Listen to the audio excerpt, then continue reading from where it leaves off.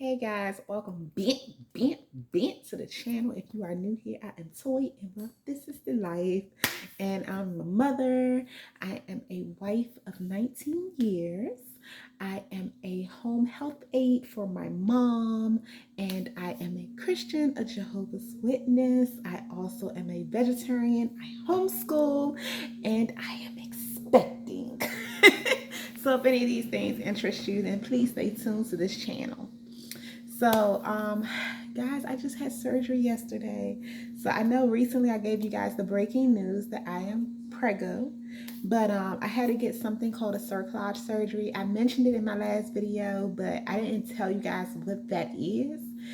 So that is basically when a woman is having cervical issues, and with having like cervical issues, either it being a short cervix, a weak cervix, any of those type of issues can cause you to go into pre-labor. It has happened to me before. Sadly, I was carrying a baby boy in the past, and at about 5 months, maybe a little over 5 months. It was a while ago. This happened 8 years ago, but somewhere around that facility, I actually went into early term labor, and it was so early that the baby did not survive, and it was heartbreaking because I had to push this baby out like a normal baby, and it came out with all its fingers, all its toes. It was pretty much like the size of a doll baby. It was such a tiny baby, but it was mine that I held for so long. So after that experience, my doctor learned that anytime I get pregnant, I will have to get, because your cervix really doesn't change. I guess you could do things to strengthen it, but all in all, if you have cervical issues with one pregnancy, it's very likely that you might have cervical issues with every pregnancy. Many people have found ways to have one child with a cerclage and another one without. That's good for them. So don't come for me in these comments. I know there are ways to strengthen your cervix, but at this point in time, mine has not strengthened. And I didn't plan on getting pregnant again. So I don't think I was really doing anything to, I want to say, make it stronger. So I don't want to play a game of, well, let me take this or let me do this, which I am all for the healing powers of non-medical things, being natural.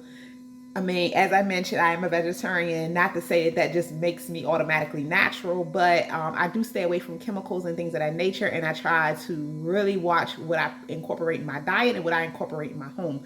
So with that being said, and medicine is usually my last alternative. So I am all for the naturalness, but this is a life. And so I don't want to play games of I could possibly strengthen my cervix and then miscarry again. So I opt out to get a cerclage. Back to what I was saying, because I got like so far off track, is that a cervical procedure is when they give you a numbing medication that numbs you from the waist below, so you feel nothing. You feel like you're paralyzed. During that time, they stitch up the cervix. You're not asleep for the procedure. You could choose to be asleep if you are a type of person that has really, really bad anxiety.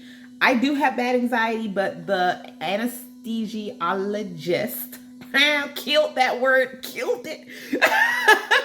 But he was telling me that any medication they give you, the baby does get a portion of it. So he said that it's completely up to you, but just know if you're being sedated into a stronger anesthesia that's gonna literally put you to sleep, it does make more risk factors for the baby. So I ain't about that life. So I took it like a soldier. So yeah, they stitched my cervix up. So this way, actually, I cannot deliver early. And even when it is time for me to deliver, they have to remove the stitch. So that's the complicated thing about it. If the baby decided, hey, I want to come 3 weeks before it's time for you to deliver me, if that cervix is still stitched up, you might have a bit of a problem. Now, it won't be life. I don't think it would be like life threatening to the baby, but it might be very difficult for the mom or uncomfortable because you would not only be in labor, but you would be getting a stitch removed before labor. So hopefully we get that stitch out before the baby come out. But yeah, guys, so I just wanted to let you guys know what that was if you ever were wondering. And for all of the ones who are out there who having like really tough pregnancies or high risk pregnancies, please don't give up. You know, stay as stress free as you can and pray, pray, pray, pray, pray. And just in case you was wondering, I'm having a boy. So those of you who watch my channel for like a really long time, you guys know that I have 2 girls. So now I found out recently through blood work that I'm having a boy, and I'm very happy about that. I would have been happy either way, but I'm happy too that this will be the first young man I will bring into this earth. And I'm gonna teach him how to treat a woman. I'm gonna teach him how to treat a lady. So I'm really excited about that. And of course, it's also exciting to me too because as I mentioned, I am a Jehovah's Witness, so I will be training him in a different direction than what the world is training. So that will be interesting. But yeah, guys, after the procedure, everything went well. I am a little sore. I'm very nauseous. I'm always nauseous though since I've been pregnant, but I'm more than the usual. Of course, I'm having like a little bit of spotting. They tell you after the procedure to take it easy at least for 2 to 3 days after. So that's what I'm doing. Hence the bonnet.